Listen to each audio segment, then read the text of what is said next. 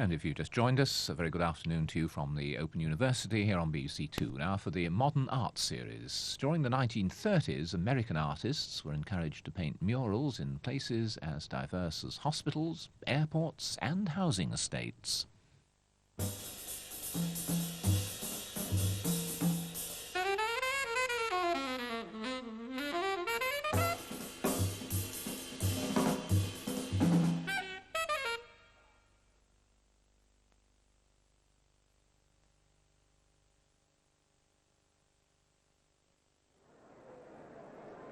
Depression in America in the 1930s.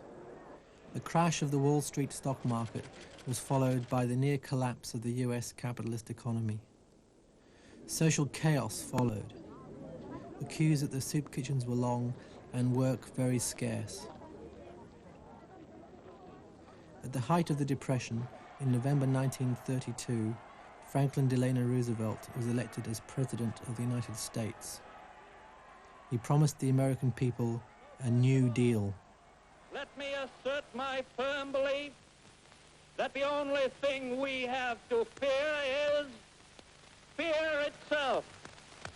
The New Deal would set up projects that offered work to thousands of American people. The metaphor of the New Deal is significant. It implied a reorganization rather than a transformation of the existing game of capitalist economic and social relations. Within the New Deal, the Works Progress Administration, commonly known as the WPA, was set up to oversee some of the rebuilding of America.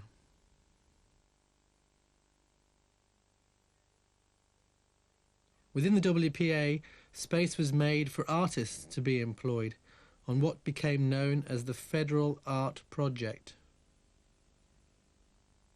As we can see in this contemporary film, part of the Federal Art Project was devoted to mural painting.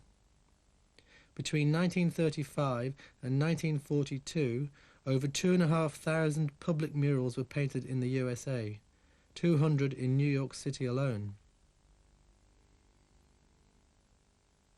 The murals were intended for the walls of public institutions such as schools, hospitals, airports and prisons.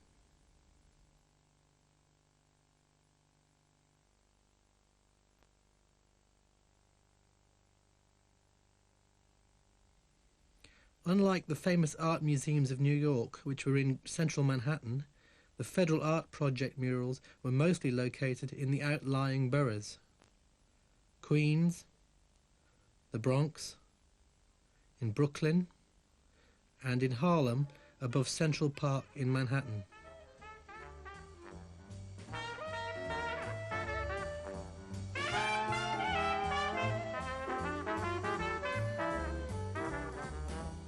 Drop me off in Harlem, yeah, good old Harlem.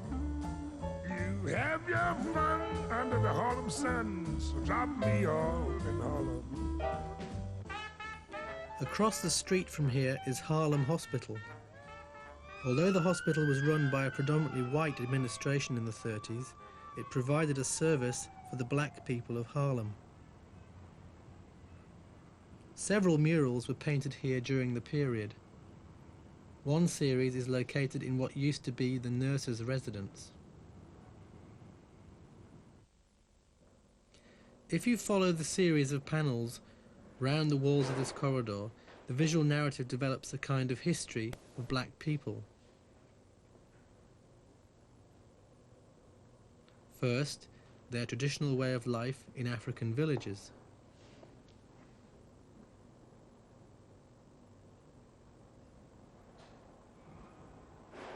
Second, their arrival in the USA and life as cotton pickers in the South. Finally, their contemporary situation as workers in the city, the metropolis of New York. The series, called The Pursuit of Happiness, was painted by the black artist Vertis Hayes and 3 assistants between 1936 and 1937. The narrative begins with scenes of African village life. people are depicted as engaged in traditional, economic, social and cultural practices.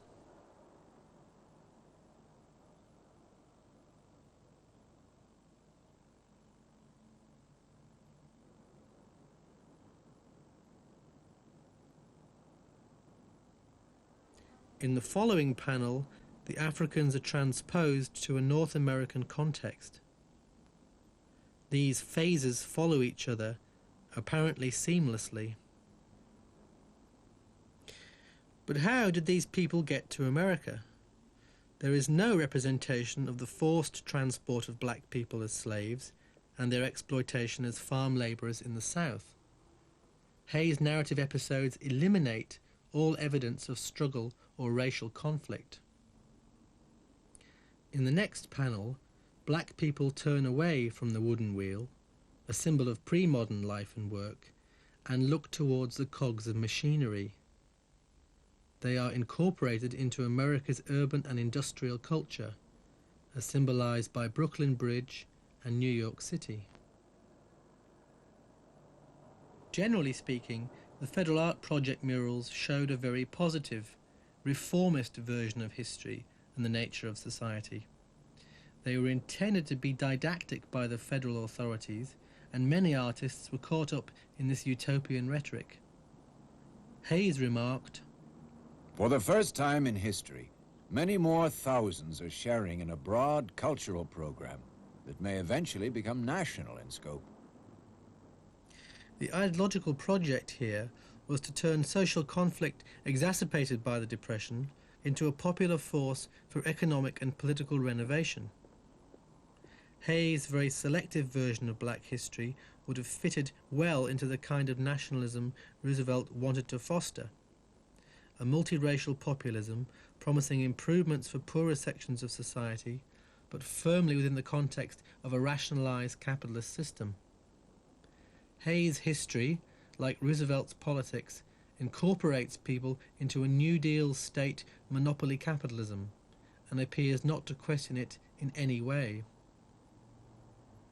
In spite of Roosevelt's radical rhetoric, in the US as well as in New York, segregation was standard practice in many public services and institutions. Not surprisingly, the white administrators of Harlem Hospital objected to the planned depiction of black people in the murals. In response, Hayes enlisted the support of the Artists' Union, which had been set up to protect the rights of artists employed by the federal state, the Harlem Artists Guild, and also that of several Federal Art Project officials. An independent commission reviewed the case and concluded that Hayes' murals were suitable for the hospital. The administration backed down and the murals were painted. Greater New York is connected by a series of bridges and motorways which link boroughs divided by the East River. This is the Triborough Bridge, also built during the New Deal in an effort to stimulate communication and commerce. It links Manhattan with the borough of Queens, where the New Deal built a general hospital. In the 1930s, a new ethos of public service developed, and the hospital and its grounds were a product of this progressive ideology. This car park was once a garden for patients recovering from tuberculosis. The garden, like the hospital, was built by New Deal employees. The New Deal, in a sense, wanted to rebuild the social architecture of America. The federal state presented itself as the legitimate agent of economic and social transformation. Public institutions like this were represented as the sites and signs for the new democratic ethos. This is Queens General Hospital. Unlike Harlem Hospital, it served predominantly a white population. In the 30s, many artists were commissioned to produce paintings for the insides of the buildings. Only a few survive now. In 1934, William Palmer painted 2 portable mural projects in oil on canvas. Now moved, this one, known as The Foibles of Uncontrolled Medicine, is the only surviving panel of a 13-part series called The Development of Medicine. Originally, the panels were placed in the incoming and outgoing wards. Again, like the Harlem murals, they were to be public and didactic, to entertain and to educate. Palmer said, Originally, I wanted to do foibles of medicine for the entire room.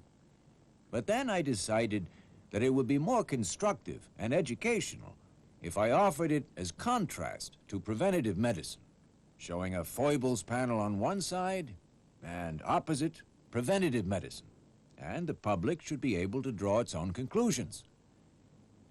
I have tried to show up the drugstore with its patent medicines and the quack doctors, although because of the controversy it might create, I did not set it in modern dress. I am fascinated by the subject. I am trying to convey to people a message, and that is to go to a hospital or a doctor when an illness is in its early stages, so that a disease can be prevented, instead of going to a drugstore for a home remedy. And quack remedies these were, complete with a plague doctor in his protective mask and a miracle-performing device, the Perkins Stractor. The other mural project Palmer produced, The Function of the Hospital, could be seen as a development from the former theme. It's a series of scenes depicting a patient's entry into hospital and following through the various stages of his stay. He is diagnosed, then operated on. Post-operative care is given, and this is followed by occupational therapy. Finally, he is discharged. The use of such a narrative technique was appropriate, given the public nature of the murals and the likely knowledge and expectations of the mainly working-class public who had come into contact with the paintings. As in the Harlem murals, these varying realist modes of representation promote a particular ideological view. Here, for example, the story appears to be simply a view of the world, as through a window, of the way things are. The mural could be read as a metaphor for the New Deal in general. The New Deal represented itself as a kind of doctor, a trained specialist, with a set of knowledges and skills which, if applied properly, could heal the economic and social body of America, both the people and the material infrastructure. Technology and science are invested with the capacity to revive the US capitalist economy and to guide its future direction, with the state, the doctor, as benevolent arbiter. The community, represented here as the family, is a central object of New Deal political rhetoric, a metonym for the nation as a whole. During the 30s, the New Deal administration tried to tackle the problem of housing poor families in urban America. The rudiments of a welfare state were established in the USA only in the New Deal period. In New York, the Housing Authority built a series of very large complexes of what we would call council houses. The Williamsburg Housing Project in Brooklyn was designed in 1936 by the architect William Lachey's. Although a community of residents still lives here, the degree of public funding has been greatly reduced. The housing estate became run down after the Second World War. But in the 1930s, these basement rooms were designed to function as community centres for recreation and other social functions.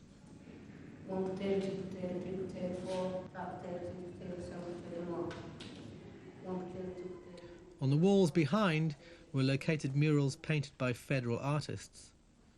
They have since been removed, restored and rehoused in the Brooklyn Museum. The contrast with the conditions of the housing project buildings is striking. The murals are redesignated here, one could say, safely into the realms of art. This seems fitting, given that the murals were painted in what was then regarded as an abstract mode, far away from the narrative styles of Hayes and Palmer.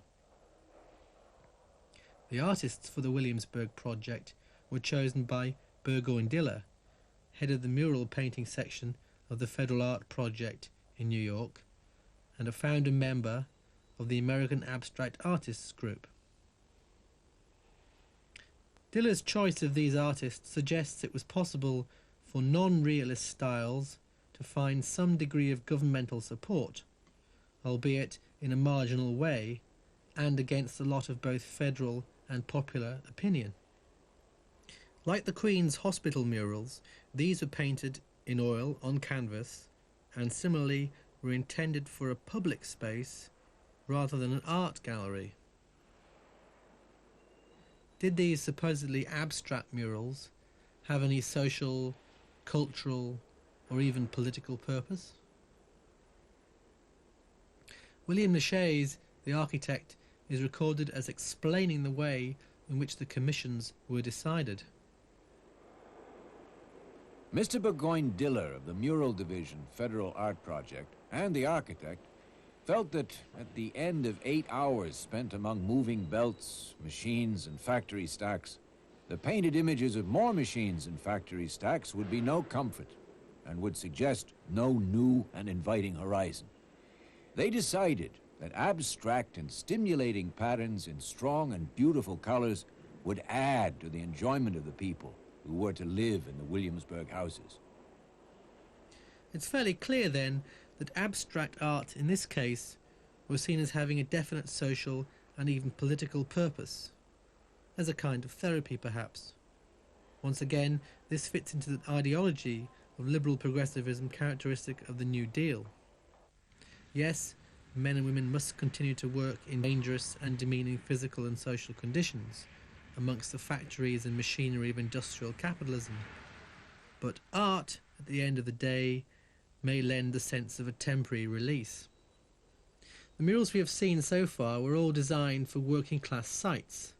The intention was progressive, didactic and therapeutic, but murals were also sited in areas used by the professional classes and the elite. This is the International Marine Terminal at LaGuardia Airport.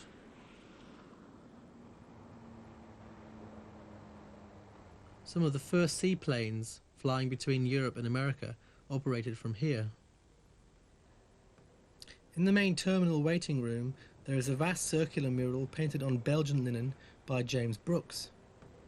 Unlike the Williamsburg murals, this is painted in a figurative mode, though with a more disjointed narrative structure. Flight, as the mural is called, seems to represent imagery appropriate to the building and to the people who use the airport. It includes mythic scenes like the story of Daedalus and Icarus. The Wright brothers and their experiments in aerodynamics, as well as innovations in modern navigation, are also represented. Brooks finished the murals in 1942. 10 years later, at the height of the McCarthy witch hunt period, they were whitewashed over. This was because the figure behind me was seen as representing socialist man with his head in the clouds. In 1979, the murals were restored. This is what Brooks had to say about this figure. The large central figure, who stands contemplating the heavens through a circular cut in the ceiling, swings in one hand a censer, indicating the religious origins of man's early thoughts of flight. With the other hand, he describes early flying machines imagined by man. These devices embody various principles, some basically sound, others fantastic. But in the 1950s, this representation was apparently read as a personification of socialism, and therefore as un-American. From the late 30s onwards, the New Deal was attacked by the right as being either communist or pro-communist. Even by 1939, the rhetoric of Roosevelt's benign statism began to recede, as the war approached and military rearmament led to the economic recovery which the New Deal had been able to promise but never deliver. And Brooks' mural was painted between 1940 and 1942, when the ideological and political advantage in America had swung back to the right. The destruction of the Federal Art Project murals continued well into the post-war period, but for a variety of different reasons, some associated with domestic political and social unrest. This is the district around Evander Childs High School in the Bronx. By the 1960s, it had become a symbol of ghetto America, with a population of mainly black and Hispanic people. Evander Childs is a school of opportunity. All races work together in unity. Study, listen, and learn is our main goal, our main concern. We're all students, no one's arrested. Our school is clean, not drug infested, all the way to the first to the fourth floor. Here, in Evander Childs High School, the white artist, James Michael Newell, painted a mural series in 1936. They are in the library, an appropriate location for a didactic narrative about learning and cultural development. The series, which won the Architectural League's Gold Medal, is entitled The History of Western Civilization and is in fresco style. Here the narrative constructs a series of episodic moments that are intended to symbolize the grand narrative of human progress and social development. A linear and evolutionary process seems to be implied by all of this, and this is evidenced by Newell's own account. Primitive man is building his society, and youth are migrating from it to new lands. We see the meeting and mingling of tribes, the clashing of Eastern culture and scientific knowledge with Western force, and the building of knowledge and ideas of law and democracy. The mural also depicts the development of Christianity, the castigation of superstition, and the Crusades, the invention of technologies like paper and printing, and the European discovery and settlement of North America. Not surprisingly, this also ends in 1930s American and New York society, represented as the culmination of thousands of years of human development. The notions of law and democracy were powerful rhetorical elements mobilized by Roosevelt and the New Deal in the 1930s. But by the 1960s, law and democracy were elements of political rhetoric within the black civil rights movements across the USA. In the late 1960s, black students defaced part of Newell's mural, scratching out and even trying to burn away representations of black people which were thought to be demeaning because they showed blacks engaged in cotton picking and other forms of manual labour. What the late 60s defacements indicate, I think, are the continuing social and political meanings which the murals can create, long after the original ideological and political conditions have been transformed. From the era of Roosevelt to the present day, the social place and function of art has changed dramatically. Within monopoly capitalism, ascendant again in the US after the Second World War, even the rhetoric of a radical state intervention to improve the condition of blacks, women, and the working class faded, as many of the murals faded, or disappeared altogether.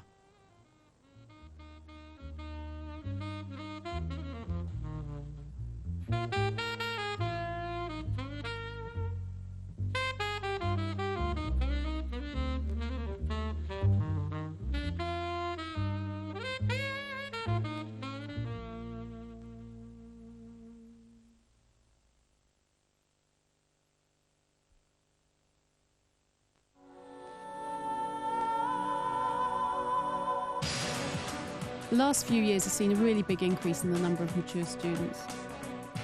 Buenas tardes, señor. Hola, buenas tardes. Quiero comprar esta tarjeta postal. The fact that education wasn't about qualifications, it was actually about giving people help and comfort and support really hit me. Something for everyone interested in further and higher education. Open Forum, Sunday morning at 8:45. And tomorrow's edition of Open Forum discovers that research by the Open University may have found the reason why dinosaurs became extinct. That's at 8:45 tomorrow morning.